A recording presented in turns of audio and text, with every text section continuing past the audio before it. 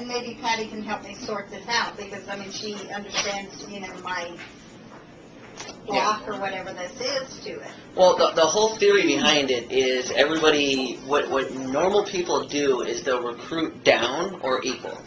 Because if somebody's new that's in the business, they can go to their peers or people they look that are underneath them, maybe not on a social status or have as much money as them or not as educated, whatever it is, because now all of a sudden, you know, this is something new, you're trying a new business, okay? So if I call my old skater friends, and I go, listen, you got to check this out, and they go, that's opportunity, that's stupid, you shouldn't do it.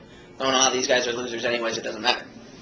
And if I call people my peers, if they're not interested, I'm going, well, you know, they're my peers, whatever, I'm trying to do something better than them.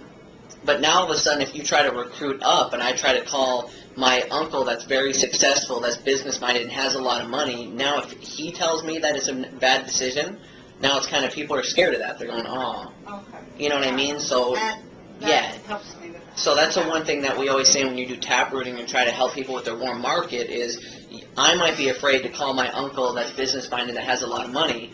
Bob doesn't know who he is and he doesn't care. So he doesn't have a problem calling them. So the whole thing is, you know, you guys heard the term, every zero knows a hero. And then people say, you know, you always find a leader 4 to 6 levels deep. Well, why is that?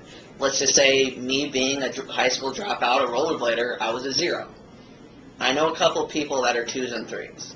A couple of guys that maybe try to start their own company, a couple relatives, whatever it is. Now, those 3s will know some, you know, 4, 5s, and 6s. Those 4, 5s, and 6s will know 7s, 8s, and those 8s will know 9s and 10s.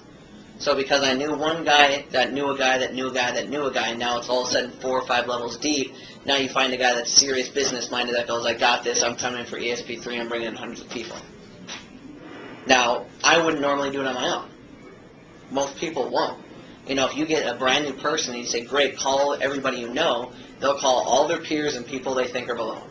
Because they're afraid to talk to the top people. Now, some people will get excited. If you call a bunch of peers, you sign up 5, 6 people, and now you're all excited, your momentum's going, now you got the courage to call the uncle that has a lot of money. But normally, what people do is they'll call a couple of people, I'm not interested in this, they kind of get discouraged, and now there's no way they're going to call the successful people they know. So the whole term of tap rooting is, I always try to explain to people, I'd rather get somebody excited enough to give me their top 2, 3, 4 people than try to close them on an ESP, whatever. So people go, I don't know, I'm thinking about it, I don't know if I have the money. Great, don't worry about their money right now. Who's the most successful business-minded people you know? Well, my uncle. Great, let me call him. You call him for him, all of a sudden their uncle goes, yeah, listen, this is or whoever it is, you know what I mean? This is interesting. I'll check it out. Now all of a sudden you hang up the phone and watch how much more excited that person is. You're telling me Patty's going to look at this? Oh my God, if she got in. She said she's interested. Well, okay, man, yeah, I'll come up with the 195 now. You know what I mean? And that's the same way as just going through people. I've had kids come in here, you know, a kid that was just an auto mechanic that works out of his garage. And I said, give me your top people that you know. He knew a guy that was, well, actually, even before I met this auto mechanic, another guy that's just really had no success in network marketing whatsoever.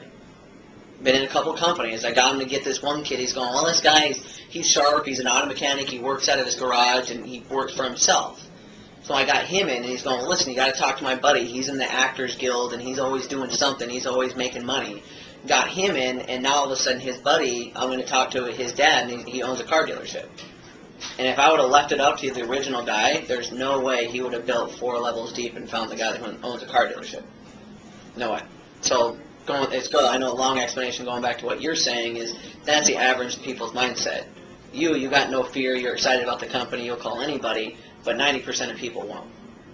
They're going, I can't call this guy who's successful. If he tells me no, oh my gosh, you know, they're devastated. Me, my rollerblader friends tell me no. I'm going, screw those guys anyways. They don't know what they're talking about. Doesn't hurt me. Cool. Well, we have